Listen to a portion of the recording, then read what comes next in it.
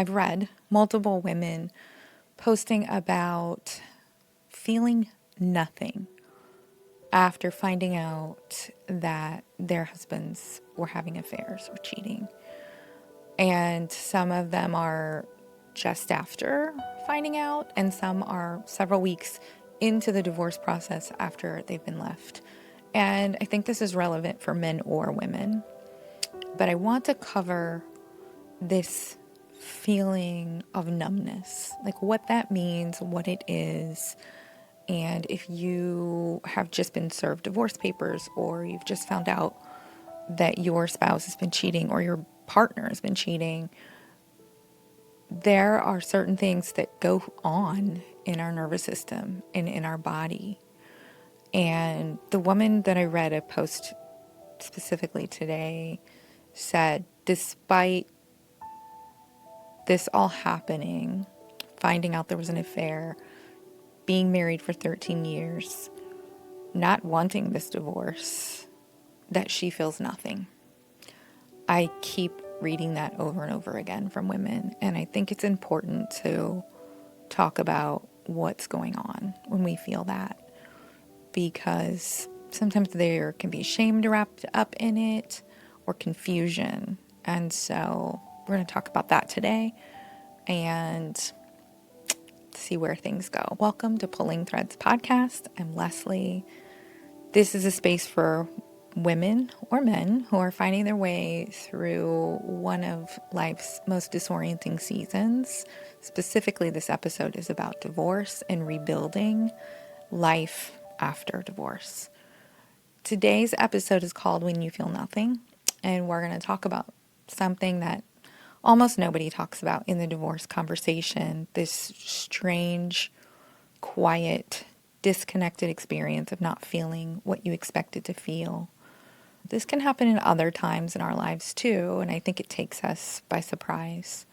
But there may be no tears, no rage, just flatness, stillness. You're someone else or somewhere else watching your life happen from a distance. And I want to explain what's happening in your body when this occurs. I want you to hear this clearly. There's nothing wrong with you, and what's happening is happening to protect you.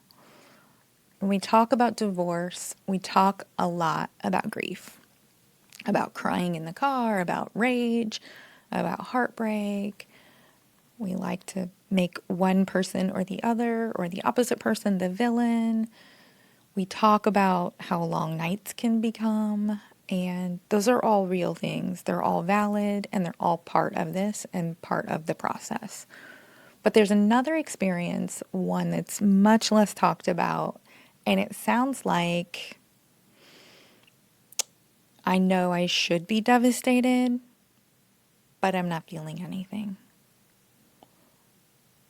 Or I'm going through the motions, I'm doing the things, but I don't feel present in my own life. Or maybe I can't cry even when I want to. I just feel hollow. Maybe there's something wrong with me. Maybe I don't actually care. Maybe I never did. That last voice is a lie, and your nervous system is the truth. The woman who feels nothing is not unfeeling. She's not indifferent, and she's not avoiding. She's protected. And today I want to show you exactly what that means and why it's happening.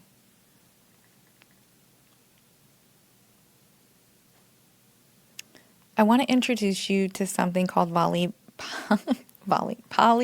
Theory. It was developed by a neuroscientist named Dr. Stephen Porges, and it completely changed the way I think about our body's response to stress and threat, or the idea that there could be threat.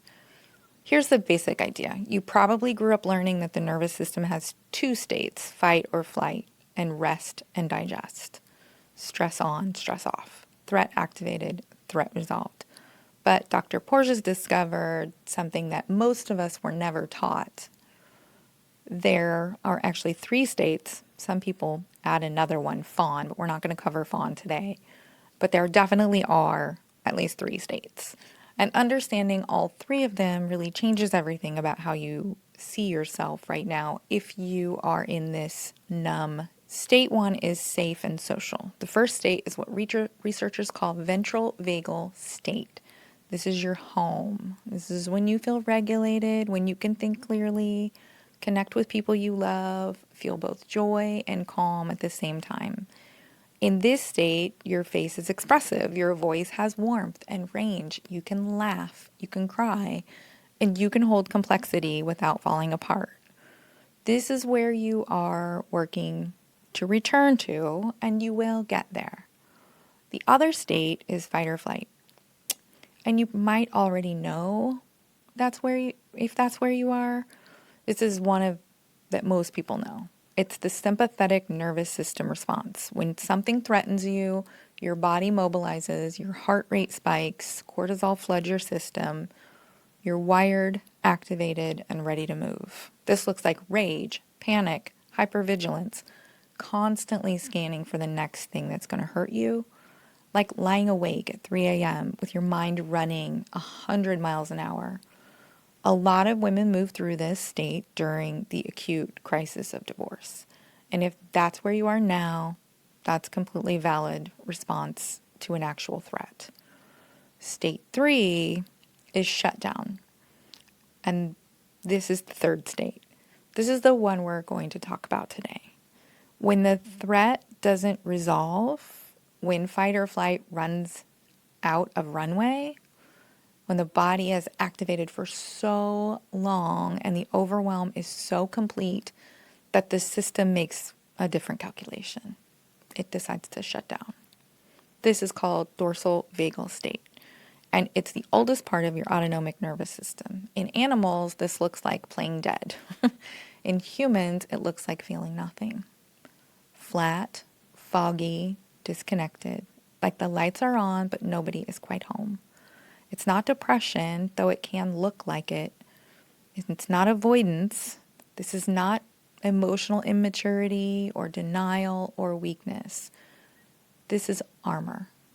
Your nervous system is doing the most protective thing it knows how to do. It is conserving your energy when the situation feels unsurvivable. So what's really happening? I want to get a little bit more specific about what shutdown actually looks and feels like, because I want you to be able to recognize it in yourself. In a dorsal vagal shutdown, you might notice a strange emotional flatness, like the volume has been turned all the way down on your feelings. You may have a hard time feeling present. You might be in a conversation with someone and feel like you're watching it happen from somewhere else in the room. You could feel physical heaviness, a tiredness that sleep doesn't fix, a pull towards stillness. You want to cry, but you can't quite get there. A surreal, dreamlike quality to your days, like none of it is quite real. Withdrawal from people, from activities, and from your own life. And underneath all of that, there's a quiet, shameful voice that says, I should be feeling more. Like, what is wrong with me? And here's what I want you to write down or save or come back to when you need it. There's nothing wrong with you. You're having a normal response to an abnormal amount of pain. The same thing can happen when we lose a loved one, when we get fired from a job or we lose our job. The shutdown isn't permanent. It's not who you are. It's what your body is doing right now. And your body is doing it because it's trying to keep you here. And it's trying to keep you safe. You will get feeling back. I know it's a strange feeling, and it's not one that it doesn't feel good to be there. But the thaw will come, but we can't really force it. We have to just invite it. There are ways to begin to do that safely and comfortably. I want to offer you 5 very gentle things that you can do when you're in this state And I want to be clear about what gentle means here. It means low bar. It means no performance. It means you can't do this wrong. The path out of shutdown is not through forcing yourself to feel. It's through consistently, quietly sending your nervous system the message, it's safe here. You can open back up. So, number one, let's name it without judgment. The act of naming a nervous system state out loud to yourself begins to activate your prefrontal cortex. It's a small shift, but it's real. So try saying out loud, I notice I feel flat right now, or my system is in shutdown. This makes sense. You're not judging it. You're not trying to change it. You're simply witnessing yourself, and that witness is the beginning of regulation. Number two, warmth and gentle movement. Dorsal vagal shutdown is physiologically associated with cold and immobility. So we offer the counter signal, a warm bath, sunlight on your skin, even 5 minutes outside, a slow walk, gentle yoga, rocking. Yeah, rocking is actually very regulating for the nervous system. And these aren't big luxuries, they're medicine. For me, it might be a luxury, but I might jump in the hot tub. Number three, one small pleasurable thing. Pleasure is not frivolous right now. I need you to hear that. Pleasure is not betraying of your pain. One cup of something you love, one song that has made you feel something ever, one candle, one smell, one texture, one moment of something beautiful. You're not pretending things are fine. You're offering your body a small proof that goodness still exists in the world, and your body needs that proof right now. Number four is co-regulation. Your nervous system can borrow safety from another regulated nervous system. This is called co-regulation, and it's one of the most powerful tools available to you. And it doesn't really matter at this point who you're co-regulating with. A calm, steady friend who doesn't need you to perform is perfect. A therapist, a community of women who actually understand what you're living. You don't have to talk. You don't have to explain. Sometimes it's just being in the presence of someone safe. And that's enough to begin to thaw you out. It also could be a pet, a child, getting a hug. All of those things, if the other party is regulated, will help to calm your nervous system. Number five, release the timeline. There's no deadline on healing or coming back to life here. There's no pace that you're supposed to be keeping. There's no moment which you should be feeling or shouldn't be feeling a certain way. What you can do is stay curious and stay compassionate with yourself. So important. Keep offering your body small, consistent doses of safety until one day you notice something has shifted. The volume has turned back up. The lights are a little brighter. The feeling has begun to return. I want to share that my body's tendency is to go into freeze rather than fight or flight. So even a threat to my current relationship with my boyfriend can put me in freeze. I sometimes will embrace it. I know it's happening. That is from years of being in freeze in the past. So my body wants to go into freeze the minute it feels danger. So I recognize it, and I have a specific place I like to go and sit and be with it. Because I'm not in a divorce right now, and because I'm safe, I'm not living my life every day, day in and out, in fight, flight, or freeze anymore. I'm fully regulated, and I'm living in a normal state all the time. But occasionally, I get triggered, and it happens. So I like to take hot baths. I like to get in the hot tub or the sauna. I also like to sit upright in my bed.